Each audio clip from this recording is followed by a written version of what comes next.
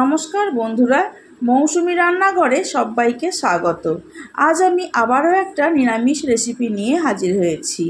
এটা বানানো যতটা সহজ, খেতে হয় ততটাই সুস্বাদু। গরম গরম ভাতের সাথে এটা খেতে ভীষণই ভালো লাগে। তাহলে বন্ধুরা চলুন শুরু করি আজকের রেসিপি, দই বেগুন। দই বেগুন বানানোর জন্য মাঝারি সাইজের একটা বেগুনকে আমি লম্বা করে কেটে 6 পিস করে নিয়েছি। সামান্য একটু নুন আর হলুদ দিয়ে বেগুনটা খুব ভালোভাবে ম্যারিনেট করে নেব। প্রত্যেকটা পিসের গায়ে নুন আর হলুদ খুব ভালোভাবে মেখে নিয়ে মিনিট 5-7 রেখে দেব। ততক্ষণে মশলাটা রেডি করে নেব। মিক্সিং বোলের মধ্যে নিয়ে নিলাম একটা কাঁচা লঙ্কা, একটু আদা, একটু কালো সর্ষে, সামান্য একটু নুন দেব। নুন দিয়ে সর্ষে বাটলে তেতো ভাবটা চলে যায়। দিয়ে দিচ্ছি 1 টিস্পুন মতো পোস্ত আর কিছুটা কুচানো নারকেল। সামান্য একটু জল দিয়ে মশলাটা একদম মিহি করে পেস্ট করে নেব। দেখুন মশলাটা খুব ভালোভাবে পেস্ট করা হয়ে গেছে। এইবার কড়াই বসিয়ে দিয়ে দিলাম সর্ষের তেল। এই সমস্ত রান্না সর্ষের তেলে করলেই খেতে বেশি ভালো লাগে। তেল ভালোভাবে গরম হয়ে যাওয়ার পর দিয়ে দিলাম ম্যারিনেট করে রাখা বেগুন।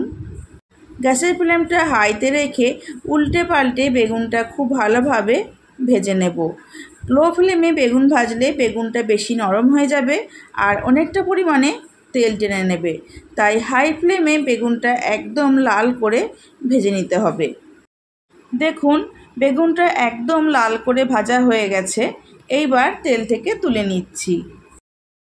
ভাজা বেগুন তুলে নিয়ে ওই তেলেই ফোড়নে দিয়ে দিলাম একটু কালো জিরে, একটা শুকনো লঙ্কা। 30 থেকে 35 সেকেন্ড মতো সময় ধরে শুকনো লঙ্কা আর কালো জিরেটা একটু ভেজে নিয়ে দিয়ে দিলাম আগে থেকেই বেটে রাখা মশলা। মিক্সিং বোলটা ধুয়ে একটু জল দিয়ে দিলাম।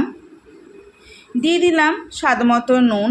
বেগুন ম্যারিনেট করার সময় নুন দিয়েছিলাম, সর্ষে বাটার সময় নুন দিয়েছিলাম, তাই সেটা মাথায় রেখে এই সময় নুন দিতে হবে। আর দিয়ে দিলাম একটু কাশ্মীরি লঙ্কার গুঁড়ো। যেহেতু রান্নাটায় আমি হলুদের ব্যবহার করব না, তাই সুন্দর একটা রং আসার জন্য কাশ্মীরি লঙ্কার গুঁড়োটা দিলাম। তারপর মশলাটা খুব ভালোভাবে কষিয়ে নেব যতক্ষণ না পর্যন্ত তেলটা রিলিজ করছে।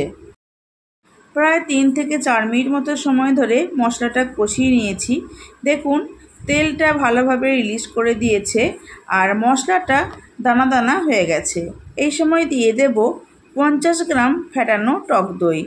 আর দই দেওয়ার সময় আপনারা সকলেই জানেন গ্যাসের ফ্লেমটা লোতে রাখতে হয়, তা না হলে দইটা কেটে যাওয়ার সম্ভাবনা থাকে। দিয়ে দিলাম একটু চিনি স্বাদের ব্যালেন্সটা ঠিক রাখার জন্য। তারপর আবারও মশলাটা কষাতে থাকবো যতক্ষণ না পর্যন্ত মশলা থেকে তেলটা বেরিয়ে আসছে। আর গ্যাসের ফ্লেমটা এই সময় অবশ্যই লোতে রাখতে হবে। রেসিপিটি ভালো লাগলে চ্যানেলটি সাবস্ক্রাইব করার অনুরোধ করছি। পাশে থাকা বেল আইকনটি প্রেস করে অল সিলেক্ট করে দেবেন, কারণ আমি চ্যানেলে যখন নতুন কোনো রেসিপি দেব আপনাদের কাছে তাহলে খুব তাড়াতাড়ি পৌঁছে যাবে। আর ফেসবুক থেকে দেখলে পেজটি ফলো করে একটি লাইক করে দেবেন এবং ভিডিওটি বন্ধুদের সাথে শেয়ার করে নেবেন। মশলাটা খুব ভালোভাবে কষানো হয়ে গেছে। দেখুন তেলটা রিলিজ করতে শুরু করে দিয়েছে। এই সময় দিয়ে দেব একটু জল। যে বাটিটার মধ্যে আমি দই গুলে রেখেছিলাম ওই বাটিটা ধুই একটু জল দিলাম। 4টে কাঁচা লঙ্কা চিড়ে এই সময় দিয়ে দিলাম, তাহলে গ্রেভির মধ্যে কাঁচা লঙ্কার একটা সুন্দর স্মেল আসবে। আবার কেউ যদি একটু বেশি ঝাল পছন্দ করে তাহলে সে কাঁচা লঙ্কাটা ভাতে মেখে খেতেও পারবে। ঝোলটা ফুটে যাওয়ার পর দিয়ে দিচ্ছি ভেজে রাখা বেগুন।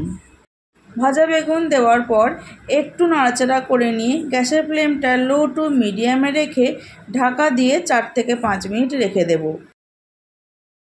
প্রায় 5 মিনিট পর ফিরে এসেছি। দেখুন গ্রেভিটা অনেকটাই কমে গেছে আর ওপরে তেলটা ভেসে উঠেছে। খুব বেশি নাড়াচাড়া করব না, কারণ বেগুন নরম হয়ে গেছে, ভেঙে যাবে। একটু নাড়াচাড়া করেই গ্যাসের ফ্লেমটা অফ করে দেব। তারপর কিছুক্ষণ স্ট্যান্ডিং টাইমে রেখে গরম গরম ভাতের সাথে পরিবেশন করব দই বেগুন। আপনারাও বাড়িতে একবার এইভাবে দই বেগুন রান্না করুন আর কমেন্ট বক্সে এসে আমাকে জানাবেন রেসিপিটি আপনাদের কেমন লেগেছে। ভালো লাগলে একটি লাইক করবেন এবং ভিডিওটি বন্ধুদের সাথে শেয়ার করে নেবেন, যাতে আমি অনেক মানুষের কাছে পৌঁছে যেতে পারি। আজকের মতো এই পর্যন্ত। আমি আবার আসবো অন্য কোনো রেসিপি নিয়ে। ভালো থাকবেন, সুস্থ থাকবেন। ধন্যবাদ।